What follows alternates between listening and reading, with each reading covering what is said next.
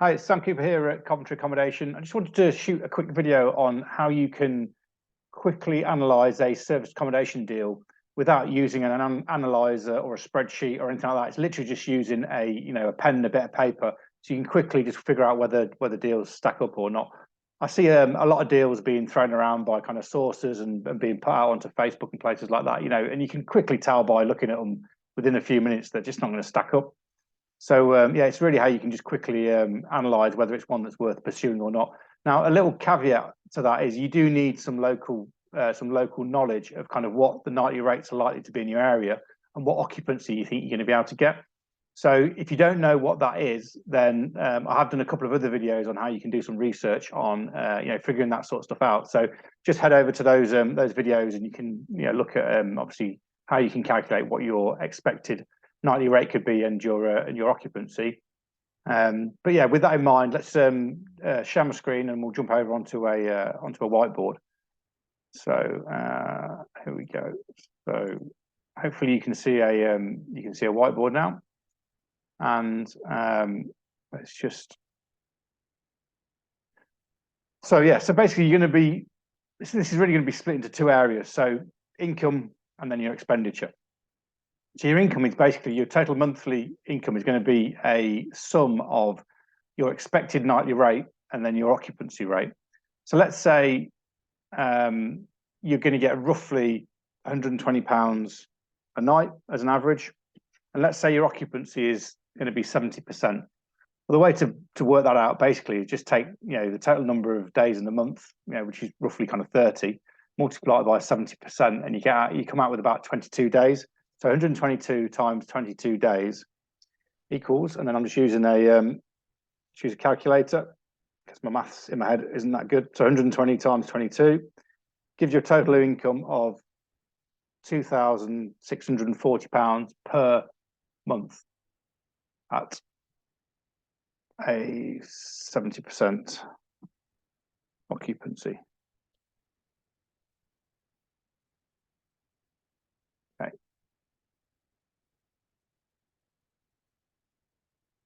And then, so that's going to be your total income. And then we need to start thinking about expenditure. Well, again, this then splits into really two areas. So you've got your variable expenditure and then your fixed expenditure. So your variable costs and fixed costs. So essentially your variable costs are going to be dependent on the amount of revenue that you bring in. So, and in this particular example, we're going to ignore cleaning costs and linen costs at the moment because we don't really know, how often they're going to be done. And what we would normally expect is the nightly rate is for the accommodation, and then you would add a cleaning cost per stay on top of that. So for the sake of this exercise, we're going to assume that the revenue coming in that you're charging for your cleaning and turnover costs actually meets the cost of the cleaning and the turnover. That makes sense. So let's say it's £120 a night for 4 nights, and then you would say, and the cleaning is then an extra £100 on top, and then you would then pay your cleaners and the ironing and the linen, all that sort of stuff, £100 to actually do it. So those figures aren't included in this, but they should cover themselves, so we don't really need to worry about it.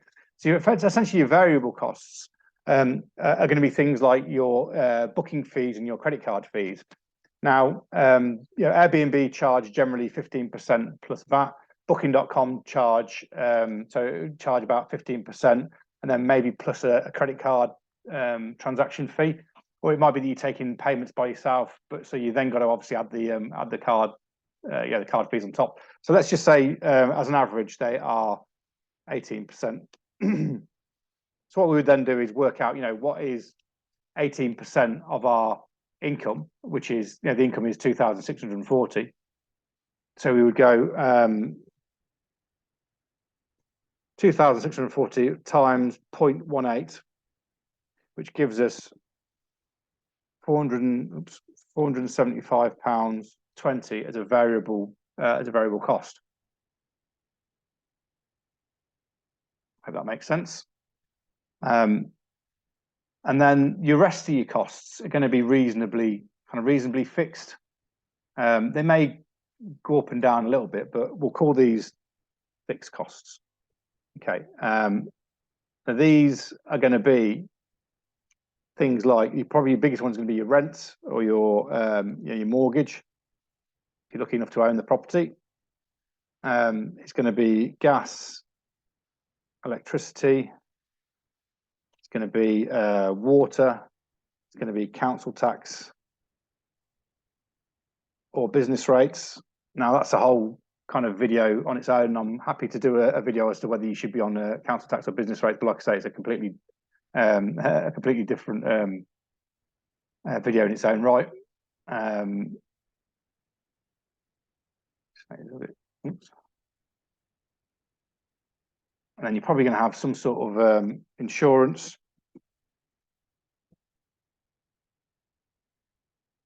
And then broadband.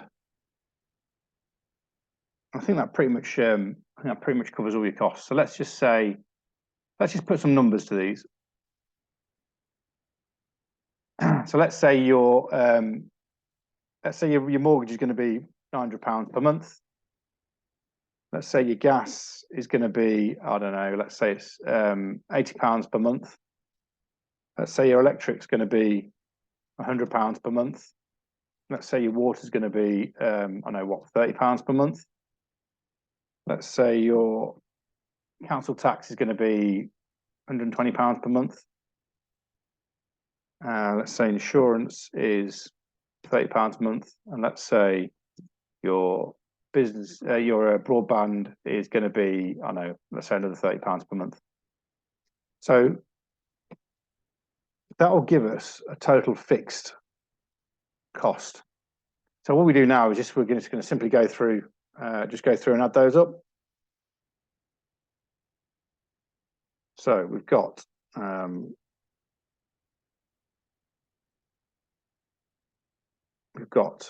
900 plus 80 plus 100 plus 30 plus 120 plus 30 plus 30. So it gives us a total fixed cost of £1,290 per month. And I say, that's probably not going to change very much. It's going to fluctuate through winter and summer. Obviously, if the heating's on, things like that, people's usage, different guest types, but generally it's going to be about the same. So then what we can then do is add our total fixed cost to our variable costs. So we get a total costs per month based on that occupant. So we take the 1,290 and then we add it to the 47520. So it gives us a total monthly cost of 1,76520. And it just made the whole thing go bold. Okay, don't want to do that. It's just so that is our total cost each month. And we worked out obviously earlier on that our total income was 2,640. Okay, so what we can then do is work out what our profit's going to be. So our net profit, let's pick that up, there we go. Our net profit is going to be our total income, which is 2,640 less our total costs, 1,76520, equals 26, which equals a net profit of £874.80 at a 70% occupancy. So that's obviously assuming that we get the nightly rate that we're looking for of £120 a night, and we're getting the occupancy at 70%. Now, I think it's always worth looking at, okay, what happens if we can't get 70% occupancy? What happens in the quieter months when things are a bit quiet and we're not getting that? So I think it's always worth doing the exercise and figuring out what's our break-even figure. So let's have a look at our net profit when it's working at around 50% occupancy. So what we need to just do is just rerun those numbers. based on 50%. So let's change this. Let's just drop that to 50%, and then we're going to multiply this figure by 15 days. So what we're going to do is take the 120 times 15 days. So it gives us a total of 1,800 at 50% occupancy. Now, obviously, our variable costs are going to change slightly because we've changed obviously the total amount of income that's coming in. So we've now got 1,800 times 0.18, which gives us a total variable cost of £324. Now, as I said previously, the fixed costs are pretty much going to stay the same. There isn't going to be much difference in these month to month. So what we can then do is add these two together to get our total costs again. So we're going to take £324 plus our total fixed costs, 1,290, which now gives us a new total of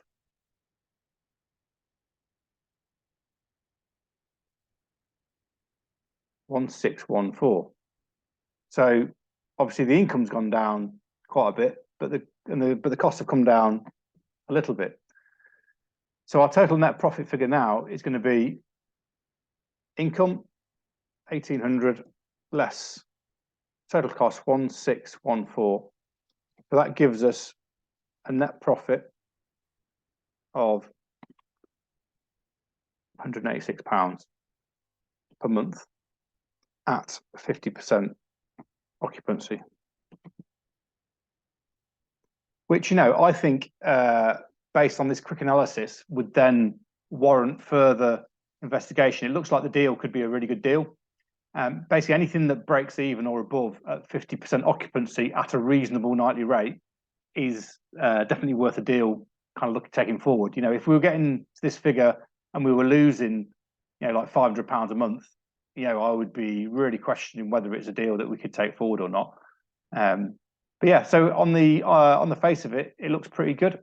I'm going to do another video based on, you know, using actually you know, a full kind of deal analyzer using a spreadsheet. So if you quickly analyze deals using that sort of method and they come out that they're breaking even or just a little bit more at 50%, they're making sort of, you know, over £700 profit a month at 70% occupancy, then they would generally be deals that you'd want to do some further due diligence on and then put them into a proper deal analyzer spreadsheet. Hope that helps. If I can help with anything, just drop us a message or give me a shout. Okay, thanks. Bye now.